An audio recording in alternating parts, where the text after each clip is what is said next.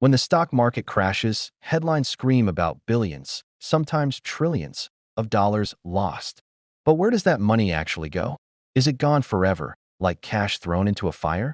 Or does it end up somewhere else, hidden in plain sight? The truth is more complicated and more fascinating. To understand what happens, we first need to grasp how the stock market works. When you buy a stock, you're not holding physical money. You're holding a belief, a bet, that the company will grow and others will value it more in the future. That value is constantly shifting based on demand, expectations, news, and psychology. So when the market falls, what really disappears is perceived value. If a stock was worth $100 yesterday and it's worth $70 today, that $30 difference wasn't money that someone took from you. It was the market reevaluating the worth of that asset. In most cases, unless you sell, it's called a paper loss.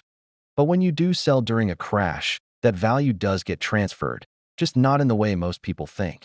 The money doesn't go to a secret vault. It's not sucked into a black hole. It's redistributed. For every seller, there's a buyer. And during a crash, many panicked investors sell low, while seasoned players buy low. The result? A transfer of wealth. It's not that money disappears. It moves from those who fear to those who are patient. Let's consider an example. Suppose 1 million investors sell shares worth $100 each, but buyers are only willing to pay $70. That $30 per share loss isn't cash moving somewhere. It's a drop in what others are willing to pay. Multiply that by millions of shares, and suddenly we see billions of lost dollars that were never physical to begin with. Then there's the psychological side. A falling market triggers fear, which spreads faster than reason. People see numbers drop and assume they're losing money. But they only truly lose if they sell. This panic selling is exactly what allows smart investors to buy at a discount and profit when the market recovers. It's a cycle, driven more by human emotion than hard logic. It's also worth noting that during a crash, companies themselves don't necessarily lose money unless they need to raise funds or sell assets. Their operations may continue unaffected.